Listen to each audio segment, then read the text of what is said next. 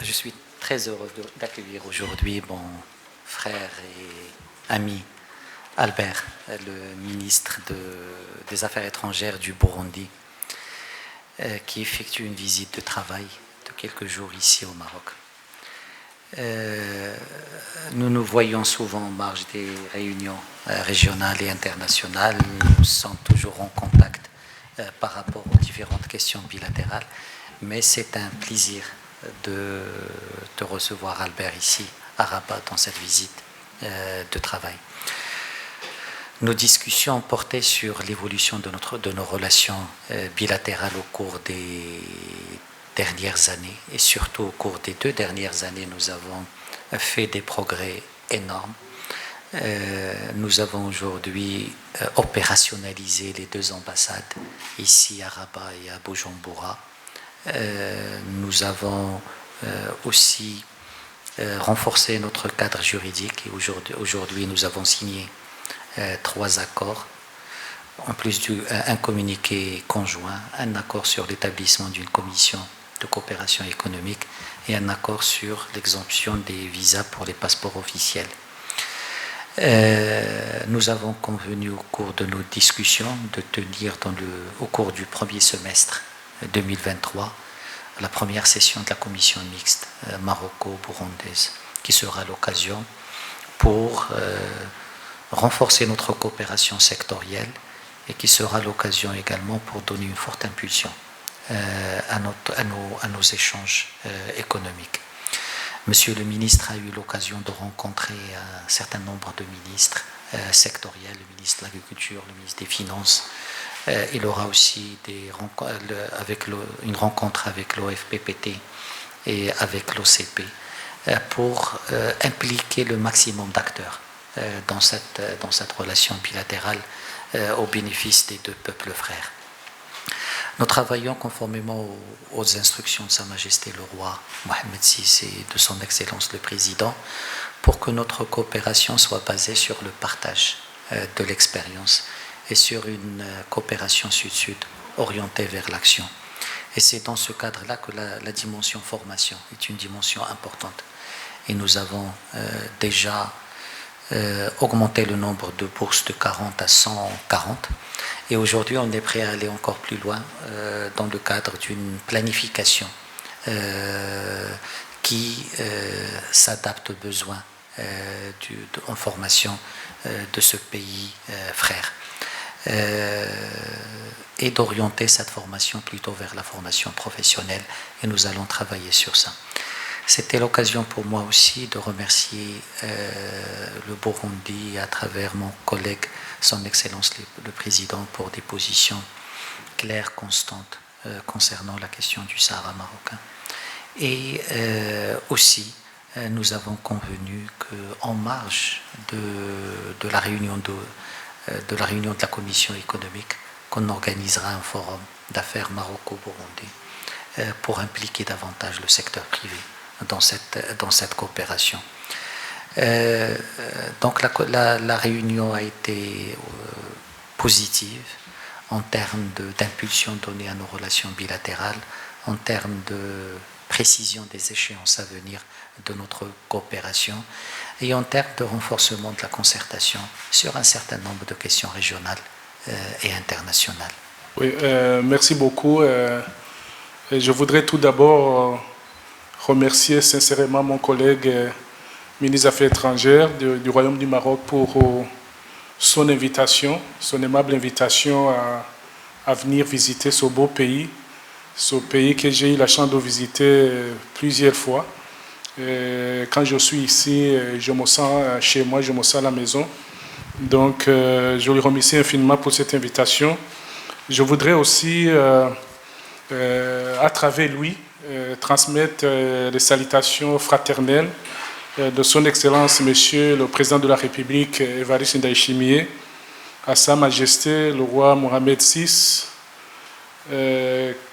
mais aussi à la famille royale, que Dieu la glorifie et la protège, mais aussi au peuple marocain, peuple frère. Vous savez que les relations entre nos deux pays sont des relations qui se font entre les gouvernements, mais aussi les relations de peuple à peuple. Les relations de peuple à peuple sont extrêmement importantes parce que les gouvernements passent, mais les peuples restent. Donc nous y attachons une grande importance. L'objectif de ma visite était de revisiter la mise en œuvre de la feuille de route que nous avons tracée avec mon collègue il y a environ une année et demie, ici même à Rabat.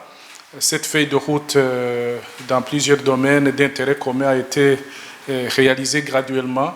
Et puis maintenant, c'était une façon de voir là où nous sommes, d'identifier aussi les perspectives d'avenir par rapport à la mise en œuvre de cette feuille de route. Je me réjouis que beaucoup de choses ont été faites, mais aussi pour le reste, j'ai pu rencontrer certains collègues de mon cher ami Nasser, notamment le ministre de l'Agriculture, avec qui nous avons eu des échanges fructueux. Le président de la République a baptisé cette année une année agricole au Burundi. Nous attachons une grande importance à l'agriculture parce que, comme vous le savez, un peuple qui a faim est difficile à gérer. Jusqu'à maintenant, le Burundi parvient à nourrir sa population. Nous sommes 12 millions. Nous parvenons à nourrir les Burundais sans importer les produits de base. Donc c'est vraiment une bonne performance. Mais l'objectif, bien évidemment, n'est pas de nourrir les Burundais seulement, mais c'est de produire pour commercialiser dans la région et à l'étranger. C'est pour cela que j'ai sollicité le ministre ayant l'agriculture dans ses attributions, le ministre marocain, pour qu'il puisse nous partager l'expérience dans le domaine agricole, mais aussi les technologies agricoles qui pourront nous permettre, par exemple, de produire plus en peu de temps et dans de petits espaces. J'ai aussi rencontré la ministre des Finances dans ses attributions pour parler de la coopération dans le domaine des finances publiques. J'ai rencontré également le directeur général en charge des investissements pour lui dire d'encourager davantage les compagnies marocaines à venir investir au Burundi, un pays qui est vierge en termes d'investissement étranger, mais un pays qui a mille et une opportunités. Nous sommes placés entre l'Afrique centrale et l'Afrique de l'Est. Si vous investissez au Burundi, vous avez en même temps le marché de l'Est de la RDC et le marché de l'Ouest de la Tanzanie. Donc ce sont des opportunités à ne pas rater. S'il faut investir au Burundi, c'est maintenant. Attendre 5 à 10 ans peut-être pourrait être en retard. Vous comprenez que tous les deux, nous basons maintenant nos échanges, nos négociations beaucoup plus sur la diplomatie économique pour le bien-être de nos populations respectives.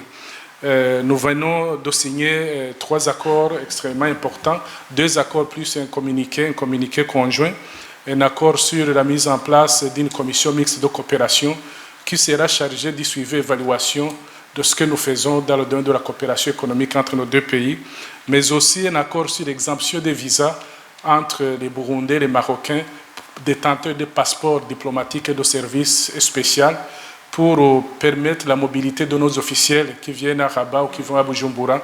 Ça aide beaucoup à nous rencontrer mutuellement sans beaucoup de procédures en matière de visa. J'ai eu mon visa quelques heures avant mon vol. Je pense que cette histoire est terminée, donc la fois prochaine, les choses vont aller plus vite. Donc, nous avons aussi parlé de la coopération dans les organisations régionales, internationales, comme les Nations Unies, l'Union africaine, etc., pour avoir une compréhension commune des enjeux qui nous intéressent tous les deux. Nous avons aussi parlé de la question du Sahara, bien évidemment, où le Burundi attache une grande importance à la mise en œuvre des résolutions pertinentes du Conseil de sécurité des Nations Unies, mais aussi aux bons offices du secrétaire général des Nations Unies et son envoyé personnel, mais aussi la la décision 693 de l'Union africaine, qui est aussi une résolution pertinente pour cette question. Donc, je lui ai réitéré l'attachement du Burundi à l'intégrité territoriale du Maroc, mais aussi à la souveraineté du Maroc, parce que les principes de l'intégrité territoriale, les principes de la souveraineté, de l'unité nationale, ce sont des principes qui mettent en exergue les valeurs partagées entre nous et le Maroc, mais aussi avec d'autres nations. Voilà donc en quelques mots les éléments de notre discussion. Nous allons bien évidemment continuer nos discussions à Bujumbura lors de la prochaine session de la commission mixte qui aura lieu à Bujumbura. Généralement, il se tiendra alternativement à Bujumbura et à Rabat, mais on va commencer à Bujumbura et puis après ça sera à Rabat. Voilà, donc je vous remercie infiniment de votre présence. Merci pour la couverture de cet événement.